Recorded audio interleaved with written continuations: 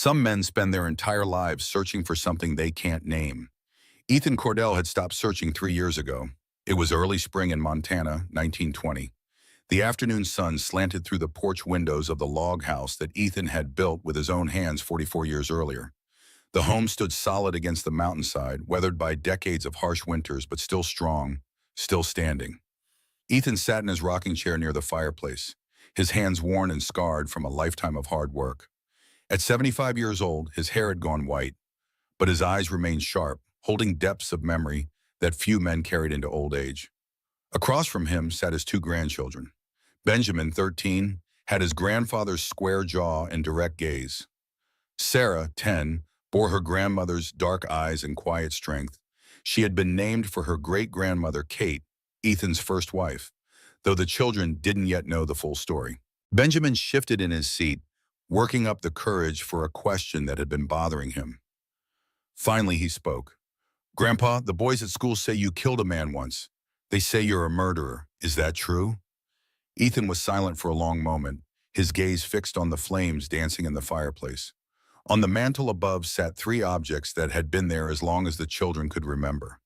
A carved wooden horse worn smooth by decades of handling, a length of cord tied in an intricate knot, and a photograph of a beautiful Apache woman, her face proud and strong, captured in sepia tones. Sarah leaned forward, her voice soft but curious. "And they say Grandma was Indian. They say she captured you and made you her prisoner." Ethan's weathered hand reached out to touch the carved horse on the mantel, his fingers gentle on the wood. When he finally spoke, his voice carried the weight of years in the careful precision of a man who understood that some stories must be told exactly right. "Your grandmother saved my life the day she tried to kill me," he said quietly. "But before that moment came, I had to choose between my own survival and the life of a child I'd never met.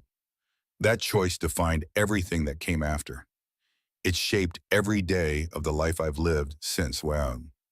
He settled back into his chair, his eyes distant, seeing not the comfortable room around him, but another place, another time.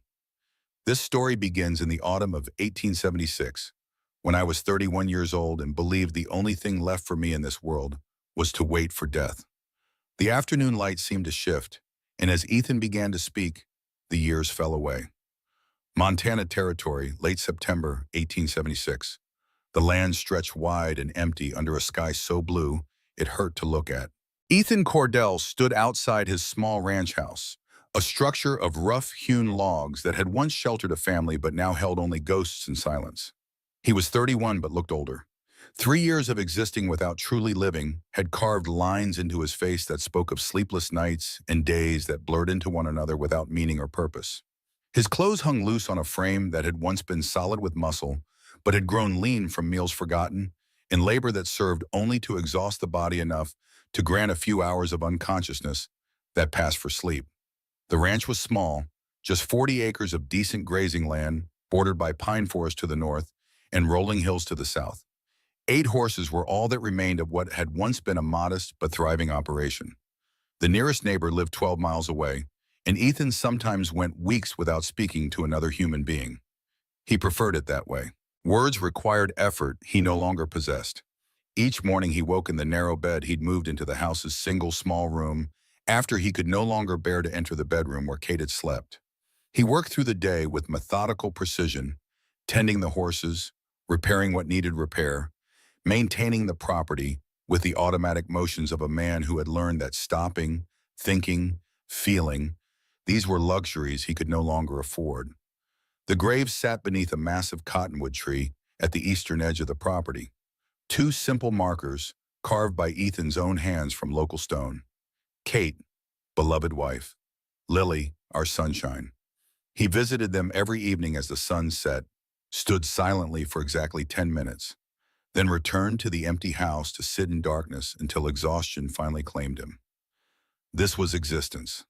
This was what remained. 3 years earlier, in March of 1873, Ethan's world had ended in fire. The memory came to him unbidden in the quiet moments, vivid and sharp as broken glass. He had been at the far pasture, 2 miles from the house, repairing a section of fence that didn't truly need repair. It was evening, nearly dark, when he saw the orange glow painting the sky above the tree line. He knew immediately what it was, knew with the terrible certainty that comes when nightmare becomes reality. The ride back felt endless, though it lasted only minutes.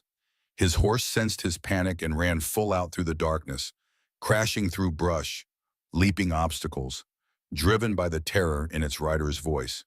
But speed meant nothing. They were already too late. The house was fully engulfed when Ethan arrived, flames shooting through the roof, heat radiating outward in waves that made approaching impossible. He tried anyway, ran toward the inferno screaming Kate's name, screaming for Lily, feeling his skin blister from the heat before hands grabbed him and pulled him back. Neighbors, drawn by the smoke and flames, men who held him down as he fought them, as he begged them to let him go, as the roof collapsed inward with a roar like thunder and shower of sparks that rose toward the uncaring stars. He heard Lily scream, once, just once, a sound that would echo in his mind every day for the rest of his life. A child's voice calling for her father in terror and pain, and then silence as the structure came apart. When the flames finally died to embers hours later, Ethan dug through the rubble with his bare hands, not feeling the burns, not caring about the damage. He found them at dawn. Two bodies burned beyond recognition, but for their size, locked together in a final embrace. Kate had been holding Lily, protecting her until the very end. He built two coffins from cottonwood, the same tree Kate had loved, dug two graves himself, refusing all help, carried each rough box to its resting place, and lowered them into the earth with hands that shook so badly he nearly lost his grip. The carved headstones took 3 days. He worked without stopping, without eating, shaping the stone with tools that cut his hands until the markers were perfect enough to honor the two people who had been his entire world. For 6 months he lived in the burned ruins, sleeping on the ground near where the bedroom had been, unable to leave, unable to accept that they were truly gone. Finally, winter drove him to seek shelter.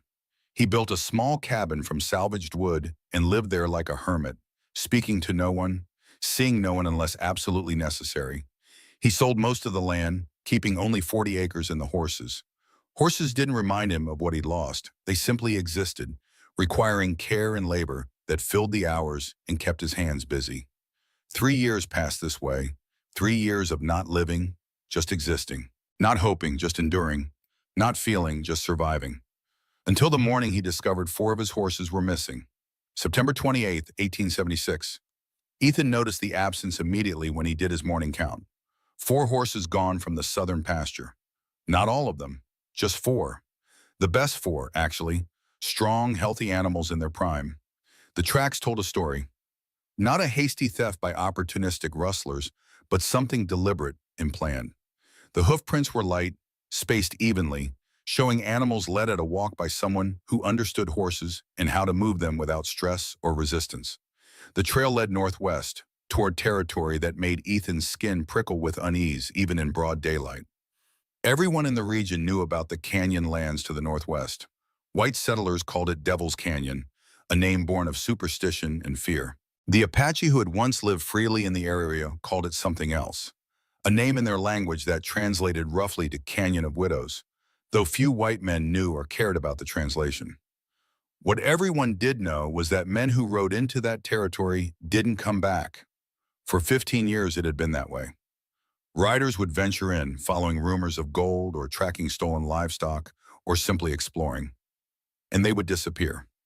Sometimes their horses would return days or weeks later, riderless and spooked. Sometimes nothing returned at all. The old-timers in the nearest town, Silver Creek, would drink whiskey and tell stories about the cursed canyon. Some said it was hostile Apache who had never surrendered, killing any white man who entered their land. Others whispered about spirits, about the land itself being poisoned by old violence. A few claimed there was a tribe there, but a strange one. All women, they said. No men at all. A tribe of widows who had gone mad with grief and now killed any man who crossed their borders. Ethan had heard all the stories, had dismissed most as frontier superstition fueled by isolation and too much liquor. But he knew the basic truth beneath the legends. That land was dangerous. People who went in rarely came out. Standing there looking at those tracks leading northwest, Ethan made his decision quickly. He should ride to Silver Creek, 40 miles east, and report the theft to the sheriff. That would be the sensible thing to do. Or he could simply write off 4 horses as a loss and purchase replacements when he could afford to. But Ethan did neither of these things. He went back to his cabin and packed supplies.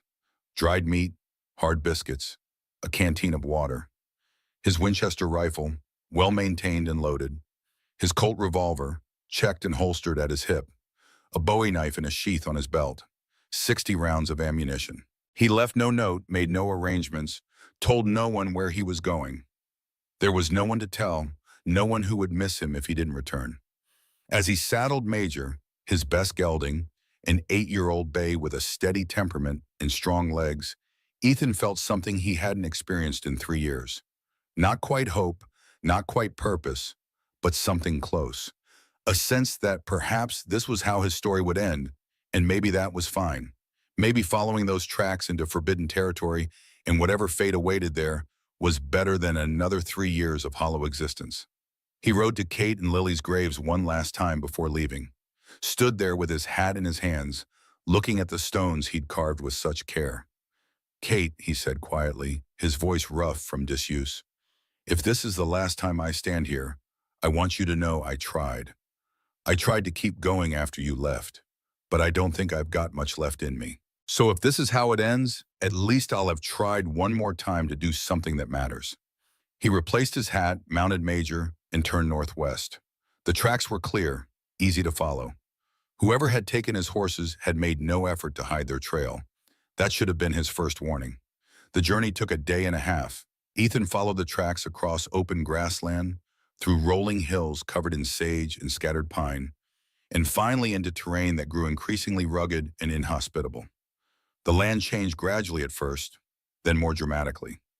Flat prairie gave way to broken country, rocky outcroppings rising like broken teeth from the earth.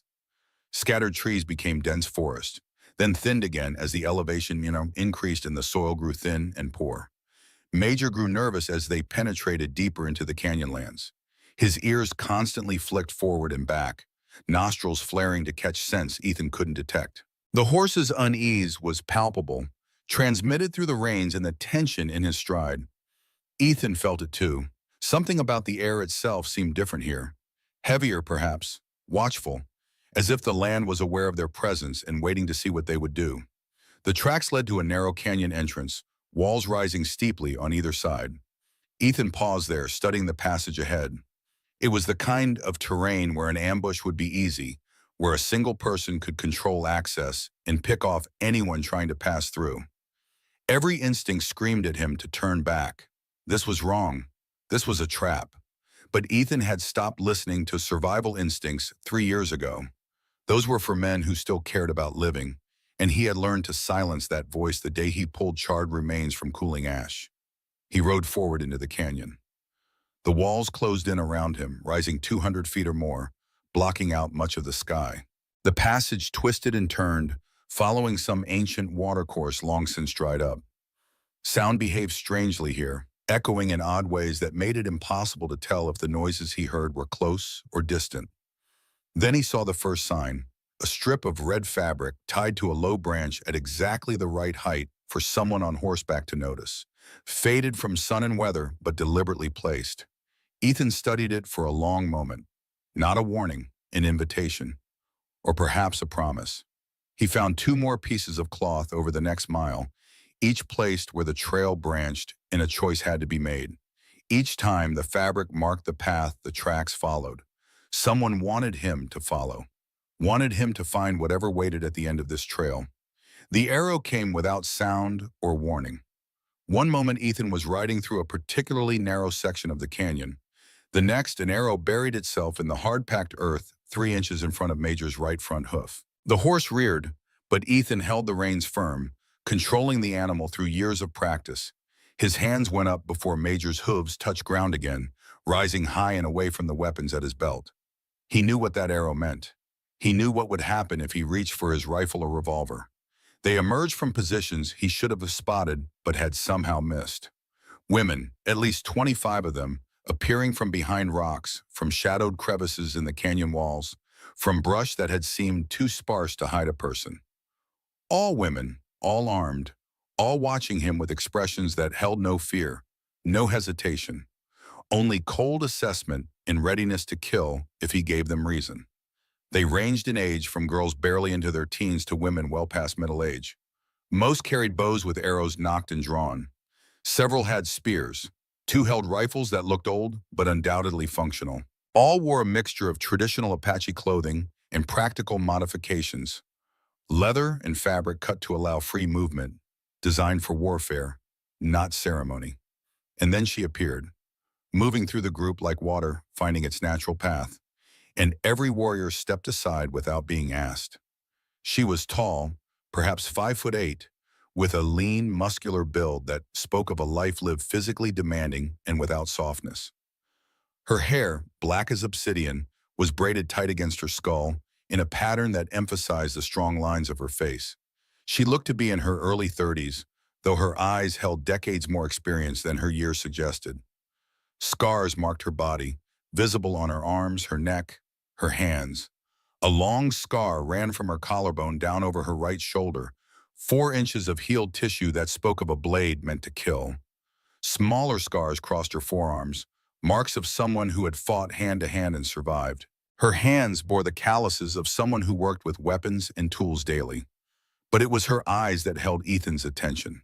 Dark brown, almost black, they carried something behind them that he recognized immediately because he saw it every time he looked in a mirror. Pain, old and deep, living behind her expression like a prisoner behind bars, never truly absent, never fully acknowledged. She stopped 10 feet from where Ethan sat on Major, his hands still raised, and studied him with the intensity of someone evaluating a wounded animal to determine if it deserved mercy or a quick death. When she finally spoke, her voice carried no accent that Ethan expected. Her English was perfect, clear and cold as winter water. "You followed those horses a long way for a man who rides alone." Ethan held her gaze steadily. "They're mine. Everything here is ours." She tilted her head slightly, and 2 women moved forward with rope. They approached with practiced efficiency, their movements coordinated and confident. These were people who had done this before. "You'll come with us," the leader said, her tone making it clear this was not a request or negotiation. "If you fight, you die here. If you run, you die tired. If you cooperate, you die tomorrow after we decide how." The women bound his wrists with expert precision, the rope tight enough to prevent escape but not so tight as to cut off circulation. They took his Winchester, his Colt, his knife, examining each weapon with knowing hands that understood their function and value. One of the younger women, perhaps 16, stepped forward to take Major's reins. She ran her hand along the horse's neck, murmuring something in Apache, and Major calmed under her touch. "Beautiful horse," she said in accented English. "We'll keep him." Ethan watched as they led Major away separately, feeling an odd pang of regret. That animal had been his only companion for months, the only living thing he'd spoken to with anything resembling kindness. Now even that small connection was severed. The walk lasted hours, winding through passages so convoluted that Ethan knew he would never find his way back even if he somehow escaped. The sun moved overhead but remained hidden by the canyon walls, making time feel elastic and unreliable. No one spoke. The women communicated through gestures and glances, a language built by people who had learned that words carried too far in these stone corridors and that silence was survival. When they finally emerged into an open area, Ethan understood immediately why no one had ever returned from this territory to tell tales. The camp was not temporary. This was a permanent settlement, established and maintained with force and precision. 15 to 20 whiskey-ups, traditional Apache dwellings constructed of wooden frames covered with brush and hides, stood in organized rows. 3 larger structures served as storage, communal gathering space, and housing for the elderly. Gardens grew in carefully tended rows, irrigation channels dug from a small stream that ran through the center of the settlement. Corn, beans, and squash grew in the traditional Three Sisters pattern. Racks held meat drying in the sun. Stretched hides showed where leather was being cured for clothing and other uses. Children played under watchful eyes, their laughter echoing off the canyon walls. Women worked at various tasks, preparing food, making tools, maintaining weapons. Smoke rose from carefully banked fires designed to produce minimal visible smoke that might draw unwanted attention. This was a community, a fully functional, thriving community, a community entirely of women and girls. No men, not one. Ethan scanned every face he could see as they led him through the settlement. Warriors, elders, children running between structures. Female. Every single one. The implications crashed through his mind. This wasn't coincidence. This wasn't some temporary situation born of men being away hunting or trading. This was choice, or consequence, or both. They led him to the camp's center where a thick wooden post stood, planted deep in the hard earth. The post bore deep grooves from countless ropes, its surface darkened and polished by years of use. This post had held many prisoners before, the wood remembering each one. As they tied him to it, arms pulled back at angles that would become painful long before morning, Ethan finally understood the most important thing about his situation. These women hadn't captured him by accident. They had been waiting. That fabric on the branches hadn't been an invitation or a warning. It had been bait. And he had followed it exactly as intended, riding alone into their territory because men like him, men with nothing left to lose, were predictable in their recklessness. The leader approached again as the last knot tightened, crouching to meet his eyes at level. Up close, Ethan could see more scars, more stories written in healed flesh. But he could also see that pain behind her eyes more clearly, and he recognized it completely. It was the same pain he carried. The same wound that never healed, only scarred over enough to allow continued function. "My name is Ayasha," she said quietly. "You'll stay here tonight. At dawn, we decide if you see another sunrise." She stood, then paused, looking down at him with an expression that might have been curiosity or might have been calculation. "Those horses you followed, they weren't stolen. They were invited. Just like you." She walked away, leaving Ethan tied under a sky turning orange with approaching sunset, surrounded by women who moved through their camp with weapons always close and eyes that never fully looked away from him. As darkness crept in and the temperature dropped and his shoulders began their inevitable ache, Ethan realized something that should have terrified him, but instead felt almost like relief. For the first time in 3 years, he wasn't alone with his ghosts. He was alone with theirs. And somehow, that made all the difference. Those horses you followed, they weren't stolen. They were bait, carefully chosen and led away to draw you here, just like everything else on that trail. And the reason why would change everything he thought he knew about survival, about loss, and about what it meant to truly be seen by someone who understood exactly what kind of scars never heal. Night brought cold that seeped through Ethan's shirt and into bones already aching from rope and position. The camp settled into quiet rhythms around him, fires banking low, voices fading to murmurs. Children herded into structures with gentle firmness. Guards remained. 3 women rotating watch in shifts that never left him unobserved. They didn't speak to him, didn't acknowledge his presence beyond checking his bonds every few hours with hands that pulled tight enough to ensure security, but showed no deliberate cruelty. Around midnight, when the camp had gone silent except for the distant sounds of night animals and wind moving through the canyon, Ayasha returned. She carried no visible weapon, though Ethan suspected at least 2 blades were hidden somewhere on her body. She settled onto the ground facing him, cross-legged, her expression unreadable in firelight that painted half her face in shadow and half in flickering orange. "Most men beg," she said without preamble. Her voice was soft but clear, carrying easily in the stillness. "Or they threaten. Or they try bargaining with things they imagine we want." Her eyes held his steadily. "You've done none of those things." Ethan shifted slightly, trying to ease the pressure on his shoulders without success. Would any of it change what happens at dawn? No. Then why waste breath on useless words? Something flickered across her face, too quick to name. She leaned forward slightly, studying him with renewed intensity. "You followed horses into territory everyone knows means certain death. We know." The honest answer sat heavy in Ethan's chest. He considered lying, considered silence, then decided that truth from a man facing execution cost nothing. "Because I had nothing waiting back home worth protecting." Ayasha's expression didn't change, but her stillness became different, more attentive. The horses matter that little? The horses matter. But dying here or dying alone in an empty house 6 months from now amounts to the same destination. Ethan met her eyes without flinching. At least this way is quicker. She studied him for a long moment, and Ethan saw a recognition flash across her features. The look of someone who understood exactly what he meant, because she had felt that same weight herself. Around them, night pressed close and intimate, creating a bubble where truth felt safer than it should. What emptied your house? Her voice had softened fractionally, barely noticeable, except Ethan had spent 3 years listening for any hint of human warmth in voices that mostly offered pity or avoidance. Fire 3 years back. The words came easier than expected, maybe because darkness made confession simpler. My wife Kate, my daughter Lily, they were inside when the kitchen hearth sparked wrong.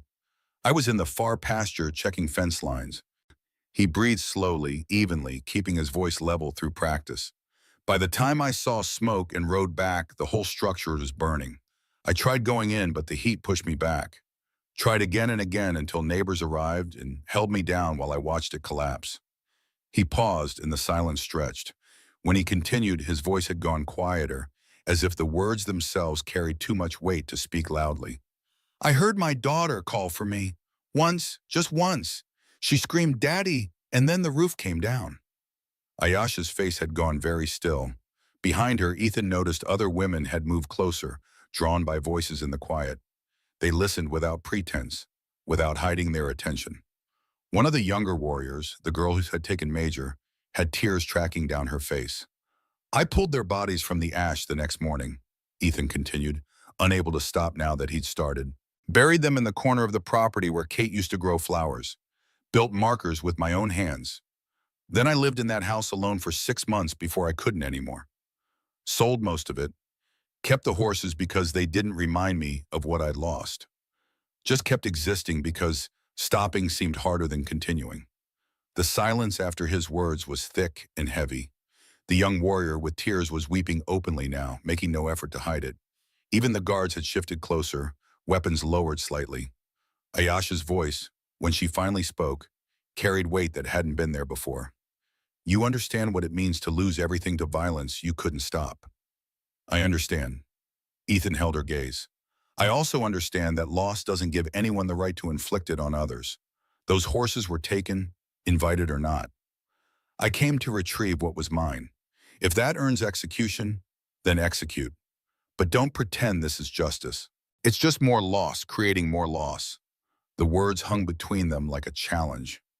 Ayasha stood slowly, her expression unreadable again, walls rebuilt. But something had shifted.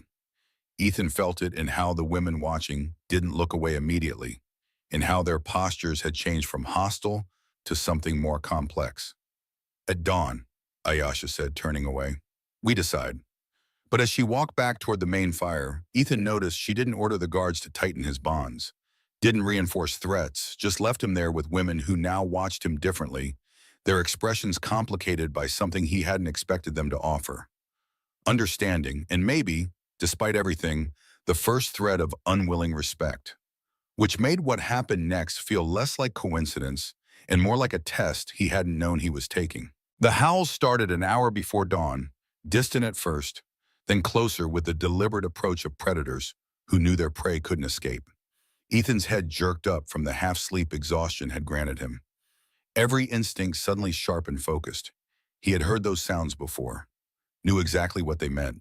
Wolves, a pack, and they were hunting. The camp exploded into motion. Women grabbed weapons and formed defensive positions with practiced speed, shouting orders in their language, while herding children toward the central structures. Fires were built higher, creating walls of light that should deter the animals. Should being the critical word that everyone present understood. Ethan yanked against his bonds hard enough to feel rope burn skin. They're circling from the east side. Your fire line has a gap near the supply tent. Ayasha spun toward him, bow already drawn, suspicion warring with urgency on her face. How do you know? Because that's where your scent trails are weakest and the shadows run deepest. That's where I'd attack if I were them. Ethan pulled harder against the post, feeling wood creak slightly. You need to close that gap now or they'll punch through and get to the children. For a heartbeat, Ayasha hesitated. Then she barked orders, and three warriors sprinted toward the eastern perimeter, taking positions exactly where Ethan had indicated. Just in time, gray shapes materialized from darkness, eyes reflecting firelight, as at least 8 wolves tested the defenses with the intelligence of animals, who had learned that humans protected the weak predictably. The alpha male led them, a massive beast that had to weigh over 100 pounds, winter coat thick and dark. The youngest warrior, the girl who had cried at Ethan's story, held position near the supply area with a spear that trembled in her grip. She couldn't have been more than 16. Fear was written clearly across her face despite the brave stance she maintained. When the largest wolf feinted left, then charged right, she stumbled backward. The spear dropped as she fell. Ethan didn't think, didn't calculate. He threw his full weight against the post with everything he had, feeling old wood crack and shift. The rope holding his wrists dug in until warm blood ran down his forearms. But he kept pulling, kept forcing, muscles screaming as he tried to break bonds that had been tied by people who knew their craft. "Neol, roll left," he roared the warning as the wolf closed distance. And somehow the girl heard him through her panic and obeyed, tumbling sideways just as massive jaws snapped closed where her throat had been. An arrow took the wolf mid-leap, a clean shot from one of the warriors on higher ground, lethal and precise. But 2 more animals broke through the heading straight for the structures where children huddled. Ethan pulled harder against the post, feeling it crack further, feeling rope slice deeper. Not caring about pain because that girl was scrambling backward on the ground and another wolf had circled behind her position. "Cut him loose!" Ayasha's voice cut through chaos like a blade, sharp and absolute. "But he'll run," one of the guards protested, even as she moved toward him with her knife drawn. "He would have already shouted for them to attack our weak points if he wanted us destroyed." Ayasha drew her bowstring back, eyes never leaving the advancing wolves. "Cut him loose now." The knife sliced through rope, and Ethan's arms dropped forward, shoulders exploding with pain from hours of unnatural position. He had maybe 3 seconds before circulation returned enough for control. He used them to grab the fallen spear near his feet and lunged toward Neol, planting himself between her and the circling wolf with a weapon he could barely grip properly. The animal charged. Ethan set the spear butt against the ground and angled the point up. Every movement familiar from years of defending livestock against predators that saw ranches as feeding grounds. The wolf impaled itself trying to reach him. Weight and momentum driving the point deep. It died with a yelp that sent the rest of the pack scattering backward, reassessing prey that had suddenly become dangerous. Ethan stayed standing between Nayul and darkness, spear ready despite hands slick with his own blood, until the wolves finally retreated into the pre-dawn shadows. Until Ayasha called cease, and warriors lowered weapons with the careful relief of people who had survived but knew how close it had been. Only then did Ethan allow himself to drop to one knee, breathing hard, watching blood drip from his wrists onto earth that had already seen too much of it. Around him, women stared with expressions he couldn't quite read. Not gratitude exactly, something more complicated. Neol stood slowly, retrieved her spear, then did something that made the entire camp go silent. She placed her hand on Ethan's shoulder, squeezed once with firm acknowledgement, and spoke words he didn't need translated to understand. "Thank you. You didn't have to, but you did." Ayasha approached as dawn finally broke over the canyon walls, painting everything in shades of gold and red. She extended her hand to help Ethan stand, the first time she had offered him anything resembling the assistance. "You could have run," she said quietly. "You were free. You had weapons. You could have disappeared into darkness while we fought." Ethan met her eyes steadily, too exhausted for anything but truth. "Where exactly would I run to that matters more than here?" Walls began to crumble behind Ayasha's eyes, though she fought to keep them standing. She held his gaze for a long moment, then turned to face her warriors, her voice carrying authority that expected obedience without question. "He stays untied. We'll discuss what that means after we tend wounds and secure the perimeter." She looked back at Ethan with an expression that held weariness, but also acknowledgement. "You've earned this much at least. Don't make me regret it." But as she walked away to organize the camp's recovery, Ethan noticed how every woman he passed looked at him differently now. Not as a prisoner awaiting execution, as something else entirely. Something they hadn't expected to find bound to a post in their camp. A man who had chosen protecting them over saving himself. And in doing so, had begun rewriting every assumption they had built about men like him. Tyan the healer cleaned Ethan's wrists with practiced efficiency, her movements gentle but thorough. She worked in silence near the morning fire, applying a salve that stung briefly before numbing the pain.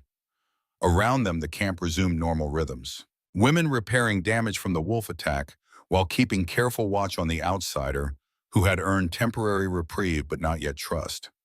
Ethan sat still, watching his blood mix with medicine on cloth Tayan used with careful precision. His shoulders ached from hours bound. His hands felt thick and clumsy. But he remained quiet while she worked, understanding that words would be intrusion here.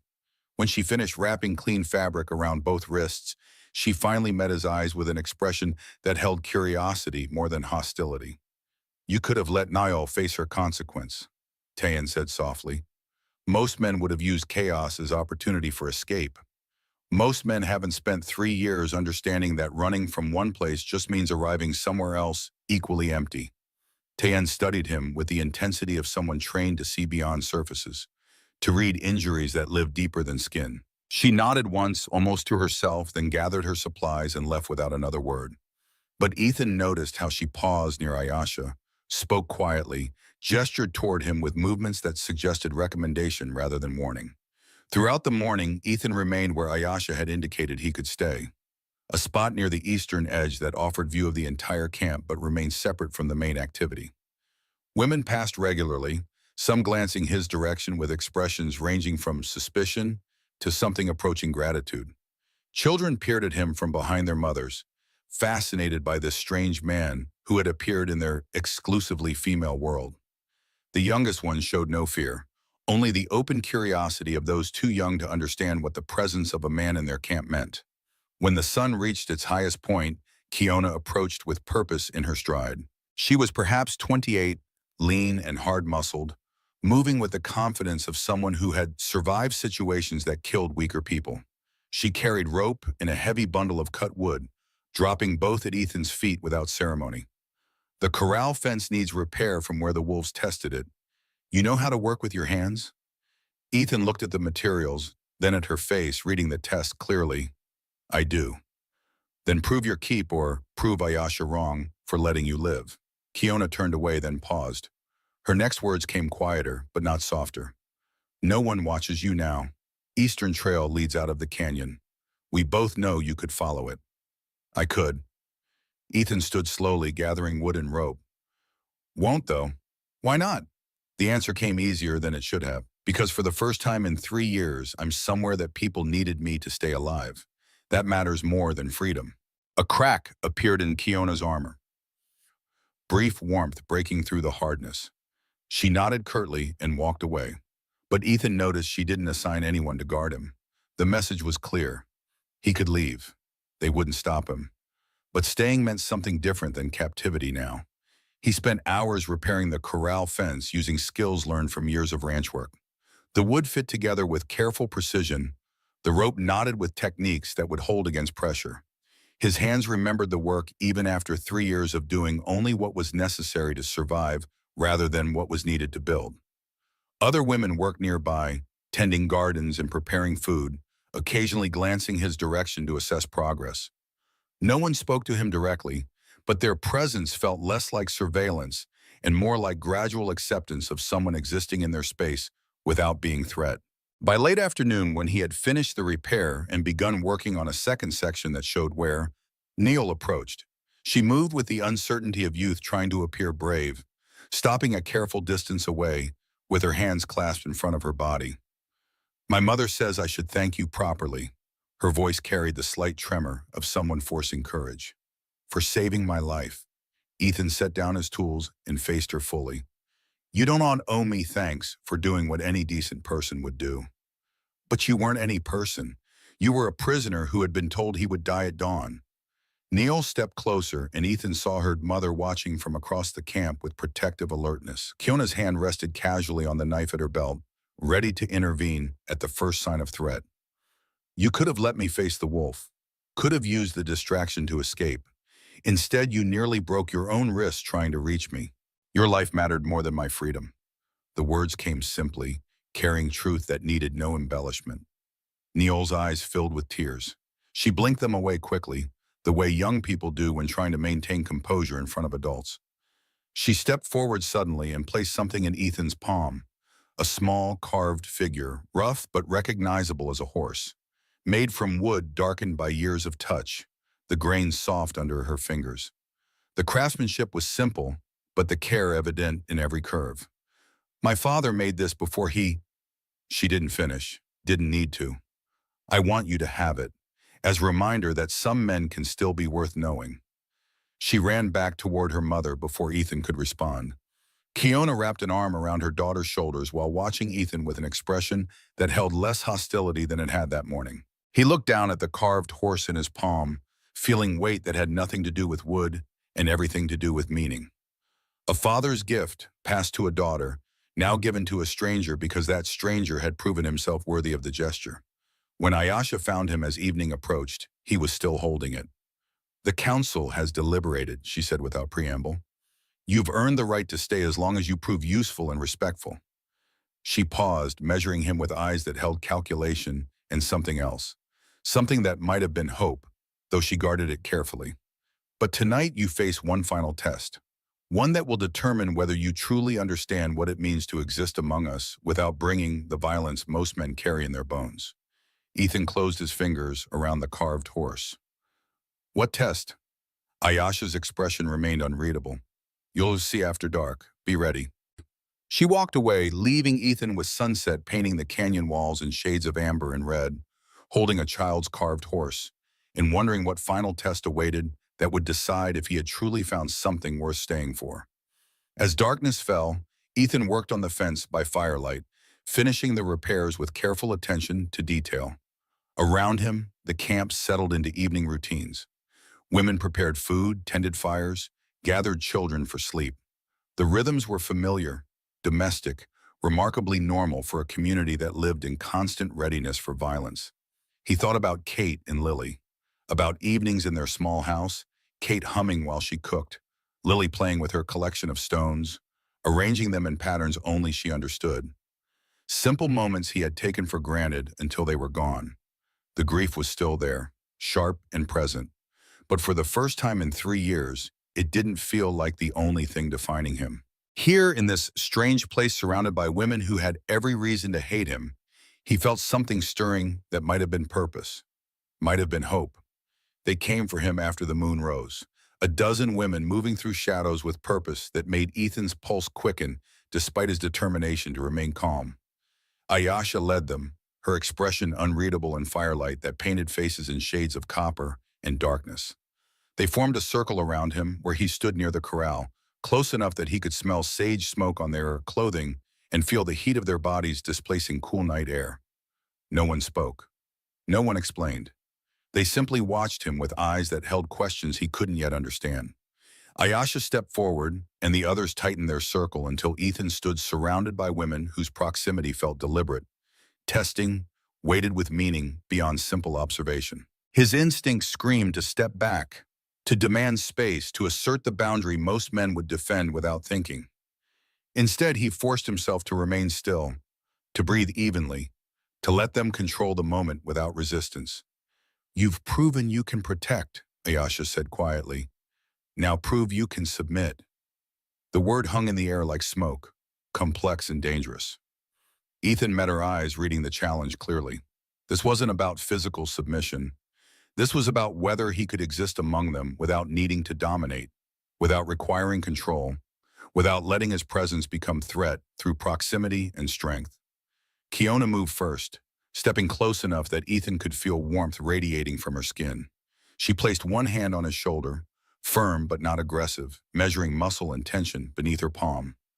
Her eyes never left his face, watching for reaction, for the flash of anger or desire that would prove him like other men they had known. Ethan held perfectly still, letting her touch exist without responding to it, without interpreting it as invitation or insult, just accepting that she needed to test him this way, needed to know if closeness triggered violence or demand. Tyan approached next, placing her hand over his heart, feeling the rapid beat beneath his ribs that he couldn't control even if he controlled everything else. Her expression softened slightly as she felt his pulse, recognizing fear being mastered rather than absence of it. "He's terrified," she murmured to Ayasha, "but not of us, of failing whatever this is." Others moved closer then, hands touching his arms, his back, his face with curiosity that held no seduction, but rather assessment. They were learning him through touch the way they might learn a horse, checking for hidden wounds, for places where pressure created resistance or rage, testing if he would grab, would push, would use superior strength to reclaim control of his own body. Ethan closed his eyes, not in avoidance but in acceptance, letting himself be vulnerable in a way he hadn't allowed since Kate died.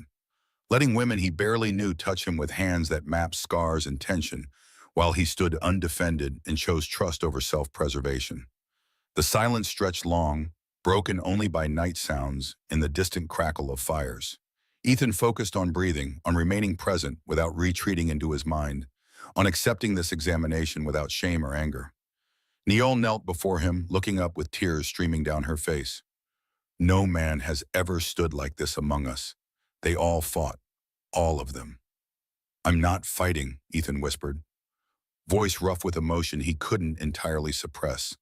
"I'm surrendering to being seen." The words created stillness so complete that even breathing seemed loud. Ayasha moved closer until she stood directly in front of him, her face inches from his own. She placed both hands on either side of his face, tilting it down so he met her eyes at close range. "Wishiayo." The single word carried weight of every loss she had suffered, every betrayal she had witnessed, every reason she had built this refuge of women away from men who had proven themselves monsters through violence and violation. Because being alone forever is worse than risking being hurt again. Ethan held her gaze despite tears burning behind his eyes. "Because you've all lost something, and I've lost everything, and maybe broken people can exist together without breaking each other further." Ayasha's hands trembled against his face, the first crack in her armor that Ethan had witnessed. Around them, women who had watched with suspicion now looked at him with something approaching wonder, not because he had proven strong, because he had proven capable of weakness without shame. "What was her name?" Ayasha asked softly. "Your wife." "Kate, and my daughter was Lily. They died because I wasn't there to save them. My husband was called Honon. My sons were Chaitan and Elan. They died because I was there but couldn't stop the violence." Ayasha's voice fractured on the names. And behind her, other women murmured names of their own dead, with voices that carried years of grief, finally given permission to speak. They began to kneel one by one until Ethan stood at the center of a circle of kneeling women who looked up at him not with worship, but with recognition. He was their grief reflected back in male form. He was proof that loss didn't belong exclusively to their gender, that pain crossed all boundaries, that suffering made family of strangers. When Ayasha finally released his face and stepped back, her expression had transformed completely. "You've passed the test." Her voice was steady but different, carrying warmth that hadn't been there before. "But you've done something more dangerous than that." Ethan's breath caught. "What?" "You've made us remember that before we were warriors, we were human, and humans who've lost everything either harden into stone or learn to hold tenderness carefully in scarred hands." She glanced around at her women, seeing them differently than before. "You've shown us which choice you've made. Now we have to decide if we're brave enough to make it too." The women began to stand and disperse, but their faces had changed. The hardness hadn't disappeared, but it had softened at the edges. They looked at Ethan not as outsider or threat, but as someone who understood. Someone who belonged, if not yet to their community, then at least to their shared experience of surviving what should have destroyed them.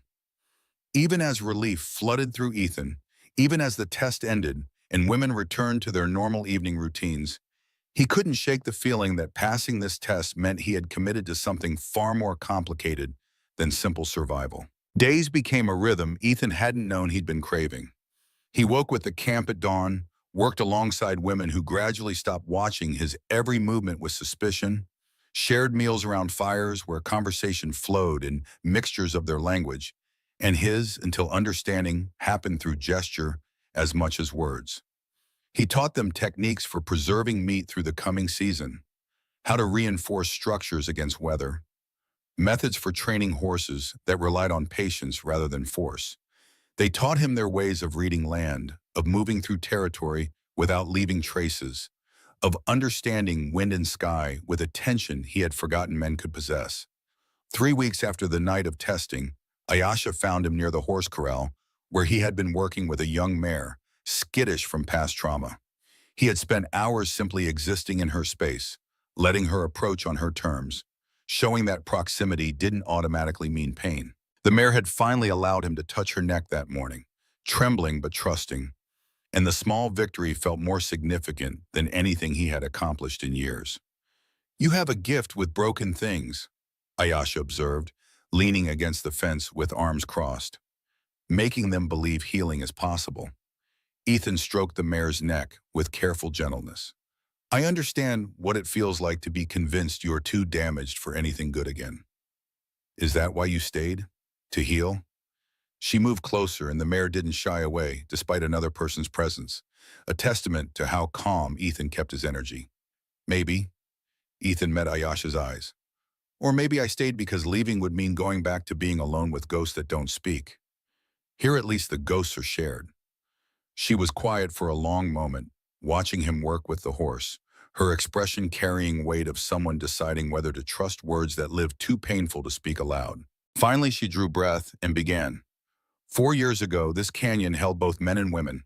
We lived as families, raised children together, existed in balance that felt permanent." Her voice remained steady through visible effort. "Then settlers came claiming land they said belonged to them through papers we couldn't read and laws we never agreed to follow. When we refused to leave, they returned with more men and weapons." Ethan's hand stilled on the mare's neck. He didn't turn, didn't interrupt, just listened with the complete attention she deserved. "They attacked at dawn, burned our structures. My husband Honan tried to defend our sons. He died with arrows in his back, while Chayton and Elin ran toward me, screaming." Her voice fractured slightly. "I reached them.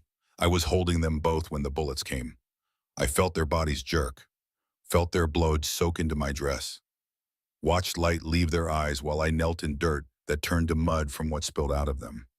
Ethan closed his eyes against the image, against the echo of his own memories of bodies pulled from ash, of the weight of death in arms that should have held life. 70 people lived here before that morning. 19 women survived. No men, no boys over 12. Ayasha's hands gripped the fence hard enough that her knuckles whitened. "We buried everyone in the canyon's far end. Then we made a choice. No more men, no more trusting that violence wouldn't follow them into our home. We would survive alone, raise daughters alone, and exist without ever again believing that safety could include male presence. Until I arrived," Ethan said quietly. "Until you arrived and proved that you could stand among us without bringing the violence we'd learned to expect." She turned to face him fully. "You're the first man we've allowed to live here in 4 years. The first one who didn't immediately try to take, to control, to assert dominance through force or threat." That evening, the women gathered around the central fire and sang mourning songs that carried names of the dead into darkness. Ethan sat at the circle's edge, listening to loss-given voice through melody that needed no translation. When they sang for children taken too soon, his throat tightened with emotion he had kept locked behind walls built from survival and shame. Tyan noticed. She moved to sit beside him, placing her hand over his with quiet understanding. "You're allowed to grieve here. We all do." The permission broke something inside Ethan that he had held rigid for 3 years. Tears came silently at first, then with shaking that he couldn't control. Grief finally finding release among people who understood exactly what it meant to lose everything and still somehow continue breathing. Ayasha's voice rose above others, singing a name that must have been her husband's. And Ethan added his voice to hers, speaking Kate and Lily's names into night air for the first time since their burial. Around him, women joined the speaking of names, creating a chorus of loss acknowledged and witnessed.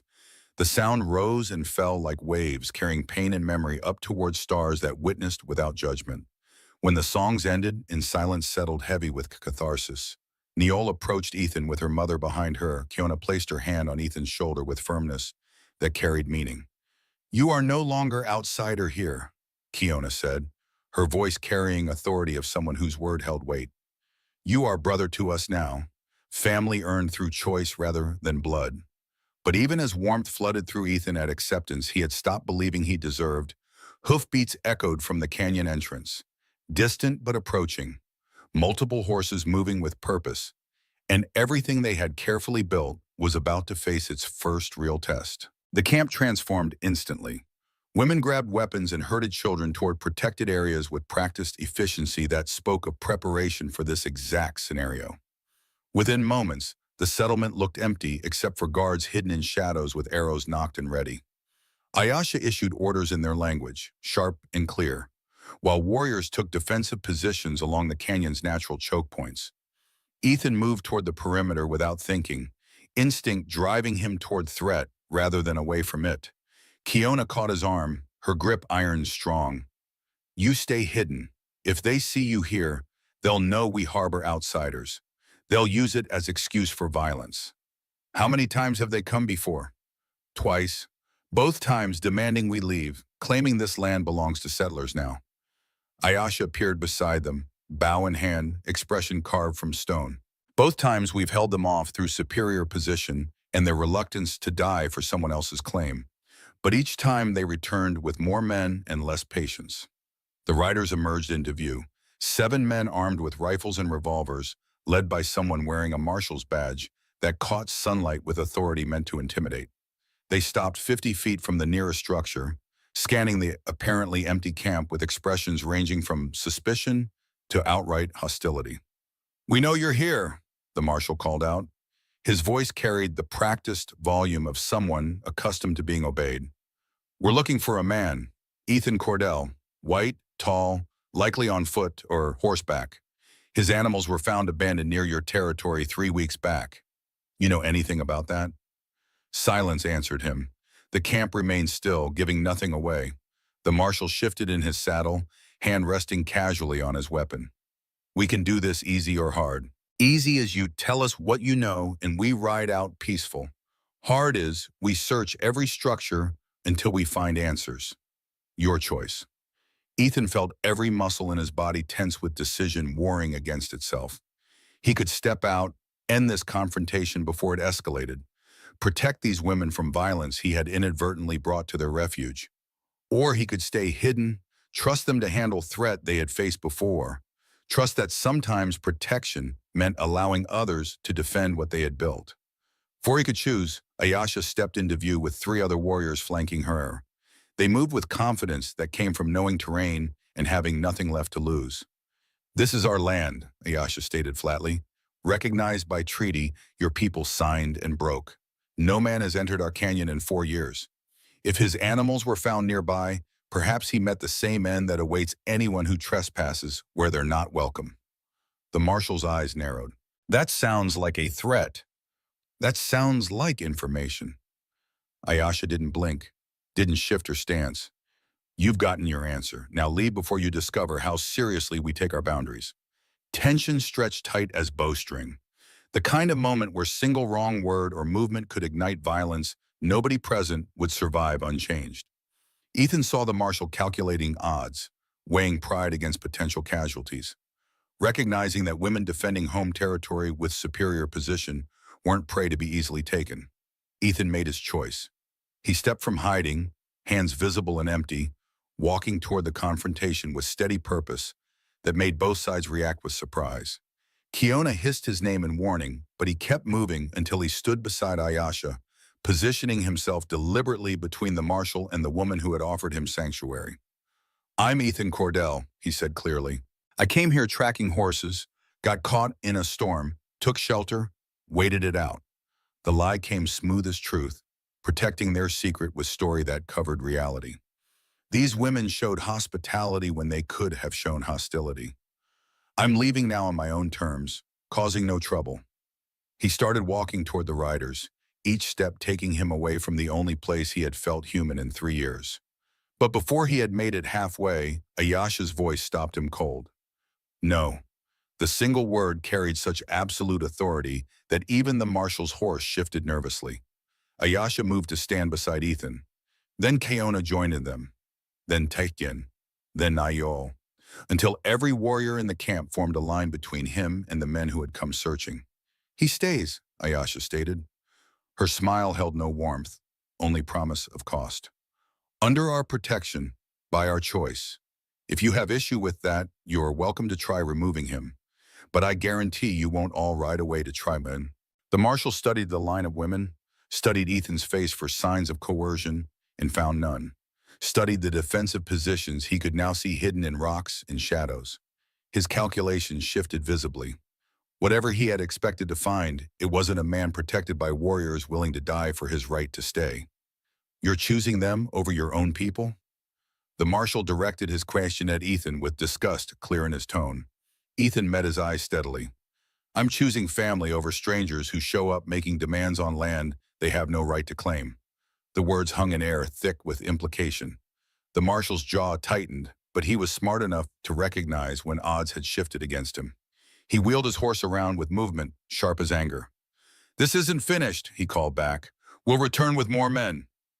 They rode away, dust rising behind them, threat trailing in their wake. When hoofbeats finally faded, Kaona turned to Ethan with expression mixing fury and something approaching pride. You fool, you could have left safely. I could have, Ethan agreed, but then I wouldn't be family anymore.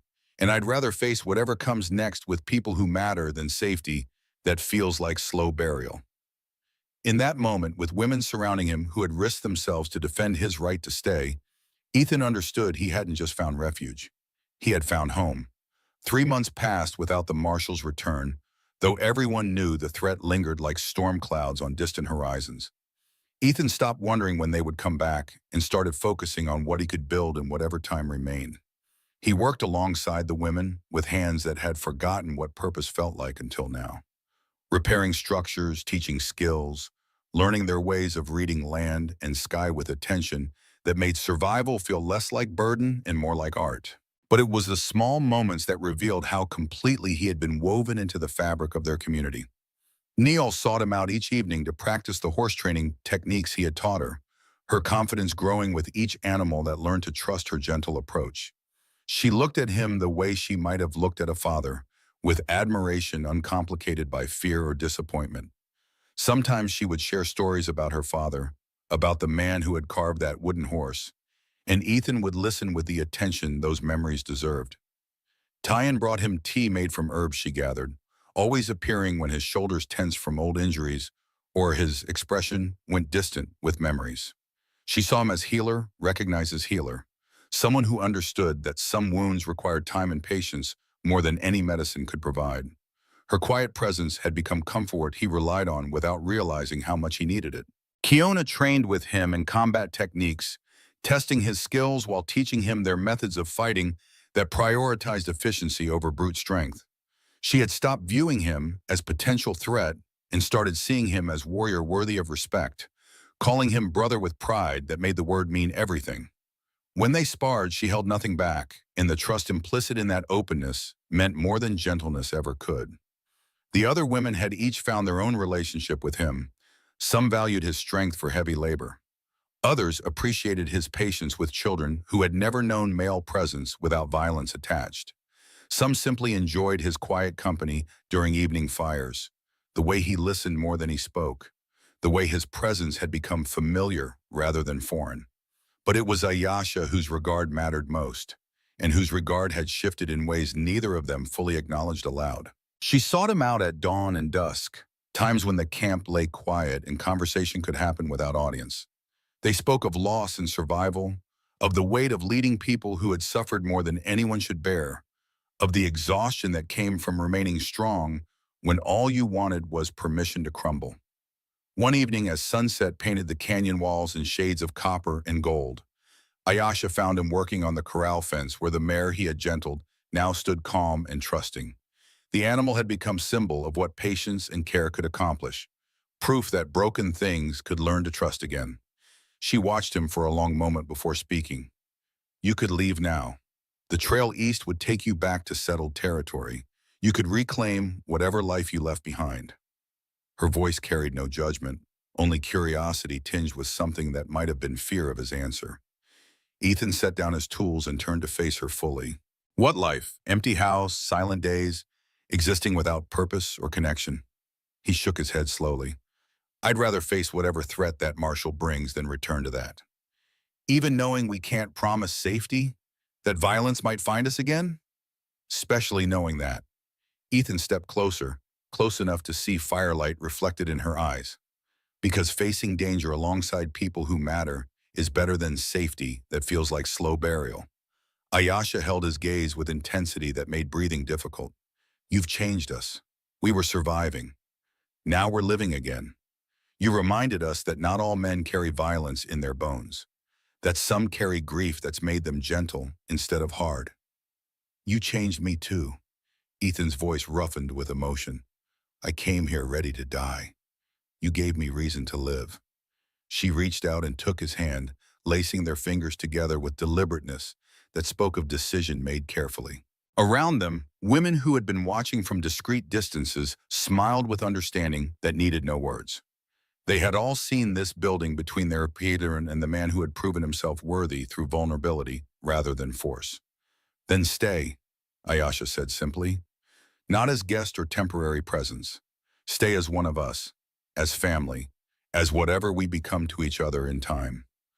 Ethan looked around the camp that had transformed from prison to refuge to home.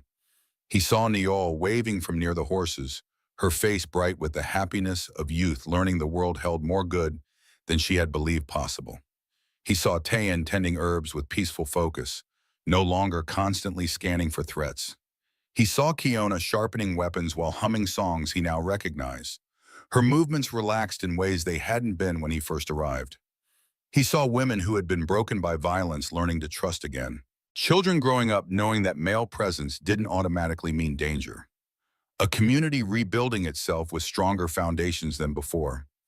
He had won more than their hearts. He had won his own back from the ashes of a fire that had taken everything. And in doing so, he had shown them that healing was possible, even for damage that seemed permanent.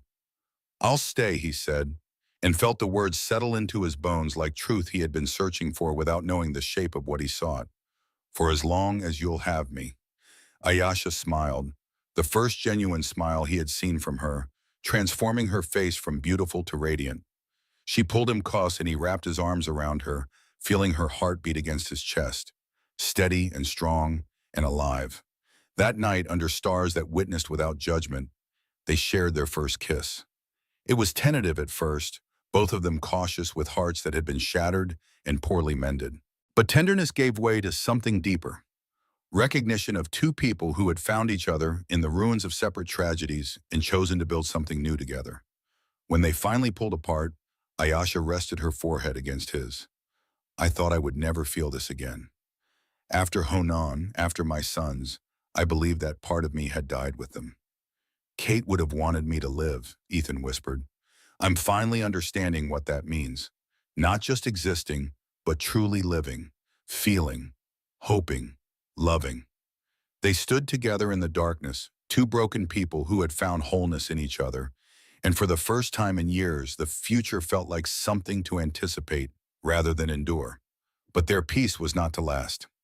3 days later, Kiona returned from a hunting patrol with news that made everyone's blood run cold.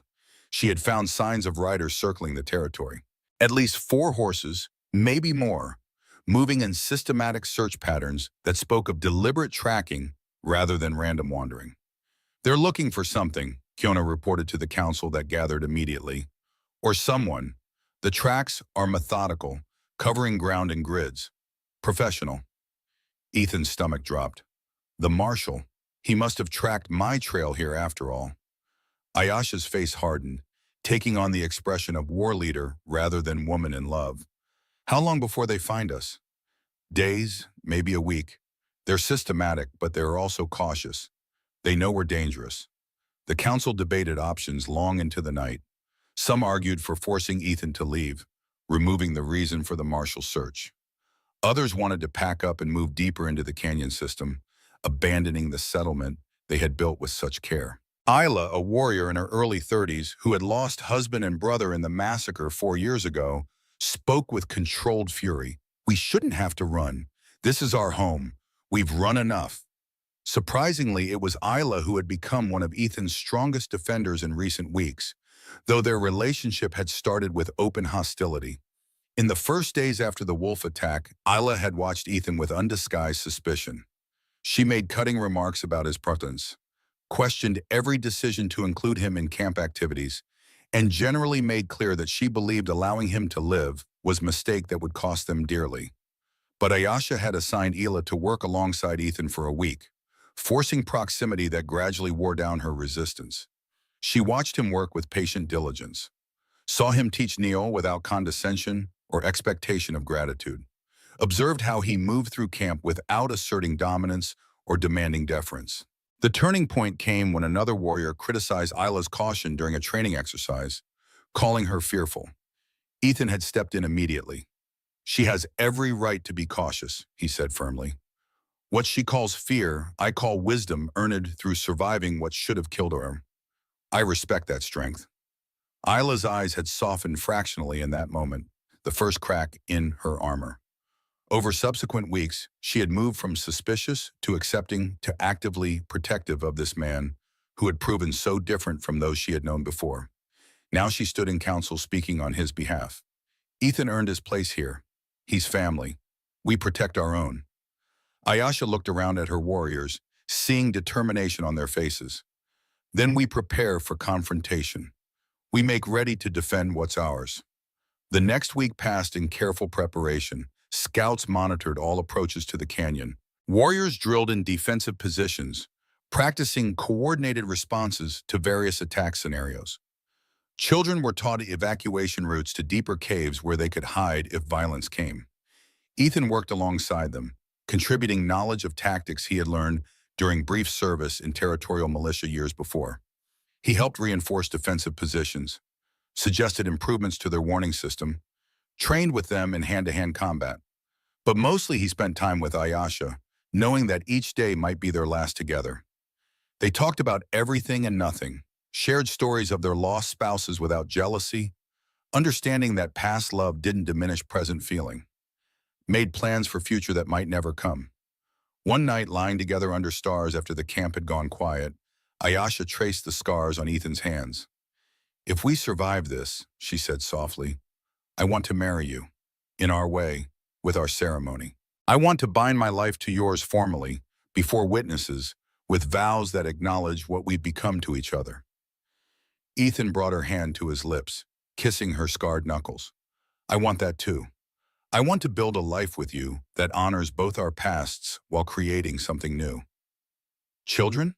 she asked tentatively. "I know I'm not young anymore, but perhaps." "Perhaps," he agreed, "and if not our own, then we raise Neol and the others together. We build family from what we have, rather than mourning what we've lost." They held each other until dawn, memorizing the feel of safety and belonging, knowing that violence might shatter their carefully built peace, but determined to fight for it regardless. The marshal returned on the 6th day after Kiona's initial sighting, just as the sun cleared the canyon walls. But he didn't come with 7 men this time. He brought 18. They rode into the canyon entrance with confidence born of superior numbers, armed to the teeth and clearly prepared for resistance. The marshal sat at the front, his badge glinting in morning light, his face set in hard lines that promised violence if his demands weren't met. The camp appeared empty as they approached. No movement, no sound except wind and the nervous snorting of their own horses. But seasoned fighters among them would have noticed the signs. The unnatural stillness, the way dust settled wrong near certain rock formations, the subtle wrongness that spoke of ambush waiting to spring. The marshal reined his horse to stop 50 feet from the main structures, his hand resting on his weapon. "Last chance," he called out, voice echoing off canyon walls. "Hand over Ethan Cordell or we take him. Your choice ends now." Ayasha stepped into view from behind the main storage building. Bow in hand, arrow nocked, but not yet drawn. 3 other warriors emerged simultaneously from different positions, creating crossfire that any military man would recognize as killbox. "This land is ours by treaty," Ayasha said, her voice carrying authority that demanded attention. "You have no jurisdiction here. You have no right to demand anything. Leave now while you still can." The marshal's face flushed with anger. "I have 18 men. You're outnumbered, outgunned. You really want to die for one man who isn't even one of your own?" "He is one of our own." Ayasha's voice remained steady. "We claimed him.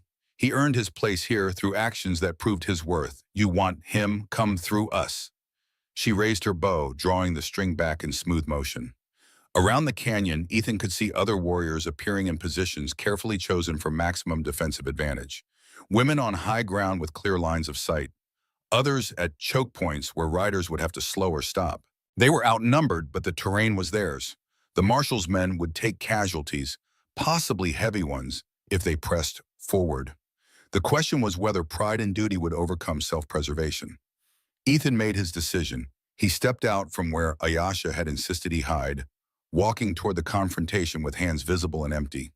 Behind him, he heard Kiona curse under her breath, but he kept moving until he stood beside Ayasha. "I'm here," Ethan said clearly. "I'm Ethan Cordell. There's no need for violence." The marshal's expression shifted to something uglier, triumphant, finally showing sense. "Come with us peacefully, and maybe these women survive the day." "I'll come," Ethan said, "under one condition." "You're not in position to set conditions." "I am, if you want to avoid losing half your men taking me by force." Ethan gestured to the warriors visible on high ground and the ones he knew were hidden. "You're in killbox, you know it. Your experienced men know it. So here's my condition. You tell me what charge I'm supposedly wanted for. What crime you think I committed." The marshal smiled without humor. "Murder. A homestead family in Colorado Territory burned to death 3 years ago. Witnesses say you were seen leaving the property." Ethan felt the words hit like physical blow. "That's a lie. The fire was accident. My own family died, my wife and daughter." "So you say, but there's $500 bounty, and I aim to collect it."